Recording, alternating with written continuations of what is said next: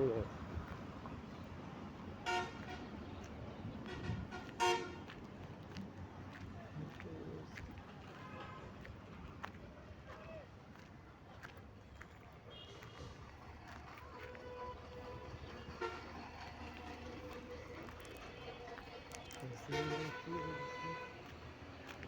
স্ত্রীর সম্পর্ক নষ্ট হয় মেয়েদের 3টি ভুল করার কারণে।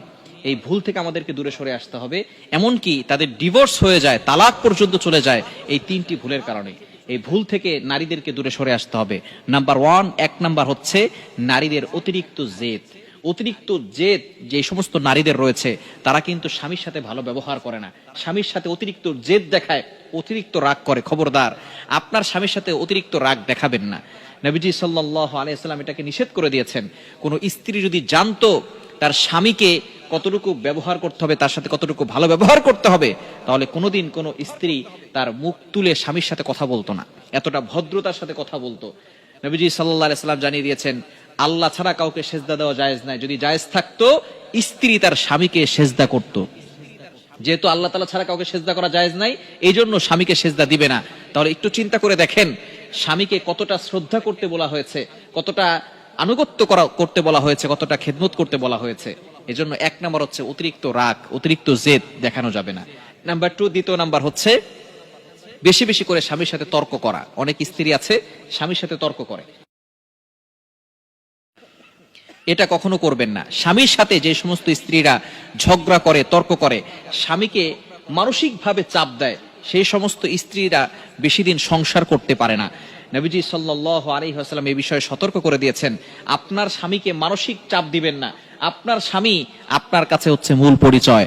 আপনার স্বামী যদি না থাকে তাহলে আপনি বুঝবেন দুনিয়াটা কতটা কষ্টের হয়।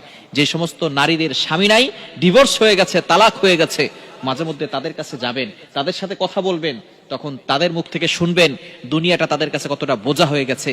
সে তার বাবা মার কাছে পর্যন্ত বোঝা হয়ে যায়। যদি আপনার স্বামী না থাকে আপনার বাবা মার কাছে আপনি বোঝা হয়ে যাবেন। আপনার ভাই বোন তো দূরের কথা, বাবা মা যারা আপনাকে লালন পালন করেছে, যেই মা আপনাকে পেটে ধরেছে, সেই মা পর্যন্ত আপনাকে দূর দূর করে তাড়িয়ে দিবে। আমাদের কাছে ফোন দিয়ে এক মেয়ে কিছুদিন আগে বলতেছে যে হুজুর, আমার মা, যেই মা আমার সংসার নষ্ট করে দিয়েছে, সেই মা এখন আমাকে ঘর থেকে বের করে দিচ্ছে। সুতরাং কেউ আপনাকে পরিচয় দিতে চাইবে না। সুতরাং আপনার স্বামী হচ্ছে আপনার মূল পরিচয়। এজন্য স্বামীর সাথে তর্কে জড়াবেন না। এবং 3 নাম্বার হচ্ছে খুবই গুরুত্বপূর্ণ, সেটা হচ্ছে বাবার বাড়ির কুপরামর্শে নিয়ে যদি চলে তাহলে ওই সংসার বেশি দিন টিকে না। মা অনেক সময় উল্টাপাল্টা বুদ্ধি দেয়, খবরদার, আপনার স্বামী আগে, এরপরে মা যদি উল্টাপাল্টা বুদ্ধি দেয় তাহলে মার কোনো কুপরামর্শ আপনি নেবেন না, তাহলে কিন্তু সংসার বেশি দিন টিকবে না। এই বিষয়ে আমাদেরকে সবসময় সতর্ক থাকতে হবে। প্রত্যেকটা নারীকে এই বিষয়গুলো জানতে হবে, যাতে করে তার স্বামীর সাথে ভালো ব্যবহার করে, উত্তম ব্যবহার করে। স্বামী খারাপ হতে পারে, কিন্তু আপনার স্বামী তো ফেরাউনের মতো খারাপ না। আপনার স্বামী ফেরাউনের মতো খারাপ না। ফেরাউনের সাথে হযরতে আসিয়া তিনি থেকে দুনিয়া থেকে এই জান্নাত পেয়ে তারপরে গিয়েছেন। সুতরাং আপনার স্বামীর জন্য আপনি দোয়া করেন। আপনি নামাজ পড়েন না, আপনি রাতের বেলা উঠে তাহাজ্জুদে নামাজ পড়েন না, আপনি 5 ওয়াক্ত নামাজ পড়েন, তাহাজ্জুদে নামাজ পড়েন, আপনার স্বামীর জন্য দোয়া করেন। দোয়া কিন্তু অনেক বড় অস্ত্র। আপনার স্বামী খারাপ হলেও আপনার দোয়ার বদৌলতে আল্লাহ তাআলা আপনার স্বামীকে ভালো করে দিতে পারেন। সুতরাং এই 3টি মেয়েদের ভুলের কারণে কিন্তু ডিভোর্স হয়। এগুলো থেকে আমাদেরকে দূরে সরে আসতে হবে।